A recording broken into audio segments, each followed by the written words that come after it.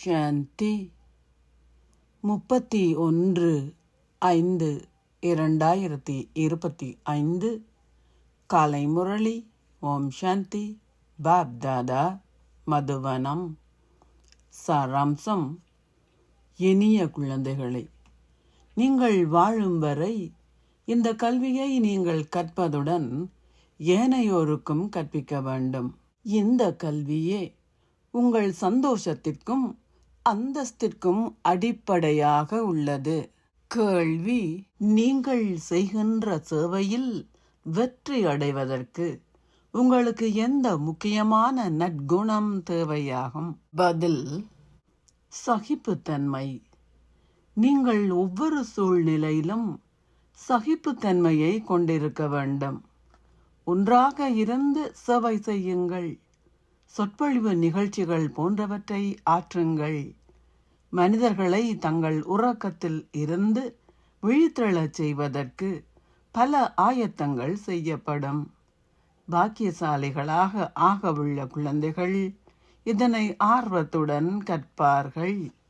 பாடல்: நாங்கள் தொடர்ந்தும் விழக்கூடிய பாதையை பின்பற்றுவதால் நாங்கள் தொடர்ந்தும் எச்சரிக்கையாக இருக்க வேண்டும்.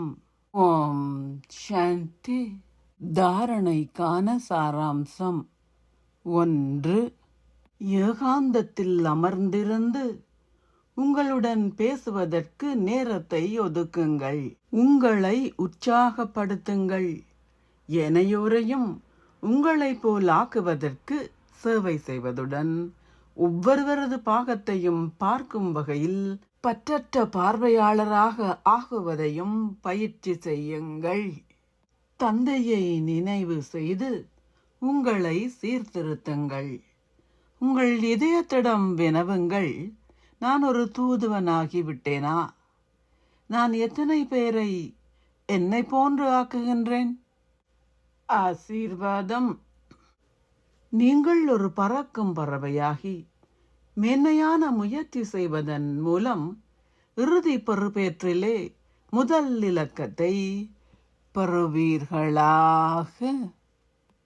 இறுதி பொறுப்பேற்றிலே முதல் இலக்கத்தை பெறுவதற்கு 1. கடந்த காலத்தின் விடயங்களையும் பழைய சம்ஸ்காரங்கள் என்ற விதியையும் எரிக்கின்ற வேளையில் நீங்கள் இதயபூர்வமாக அழியாத விருப்பமின்மையை கொண்டிருங்கள். 2. அமிர்த வேளையில் இருந்து இரவு வரை இறை கோட்பாடுகளையும் ஒழுங்கு முறைகளையும் எப்போதும் கடைபிடிப்பேன் என சத்தியம் செய்யுங்கள். 3. உங்களின் எண்ணங்களாலும் வார்த்தைகளாலும் உங்களின் உறவு முறைகளிலும் தொடர்புகளிலும் சதா மகாதானி ஆகுங்கள். ஒரு புண்ணிய ஆத்மா ஆகி தொடர்ந்து தான தர்மங்களை செய்யுங்கள். நீங்கள் உயர பாய்வதற்கு இத்தகைய மேன்மையான முயற்சியை செய்யும்போது உங்களால் ஒரு பறக்கும் பறவையாகி இறுதி பெறுபேற்றிலே முதல் இலக்கத்தை கோர முடியும். ஸ்லோகம்.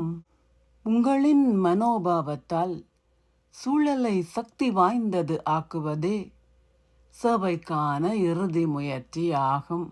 அவ்யக்த சமிக்ஞை. ஆன்மீக ராஜரீகம் மற்றும் தூய்மையின் ஆளுமையை கடைபிடியுங்கள். உலகின் உச்ச ஆளுமைகளாகிய நீங்கள் விசேடமானவர்களும் அத்துடன் மகாத்மாக்களும் ஆவீர்கள். உங்களின் தூய்மையின் ஆளுமை என்ற சிறப்பியல்பானது நீங்கள் செய்யும் ஒவ்வொரு பணியும் மகத்துவத்தால் நிரம்பியிருக்கும்.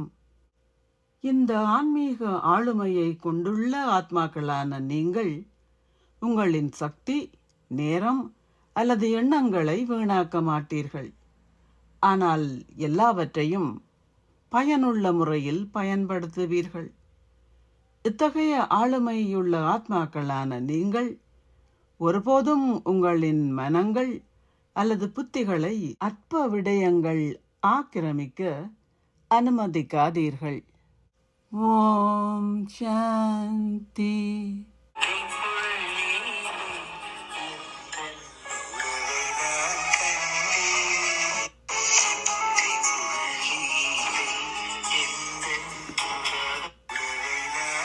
தானம் செய்வது.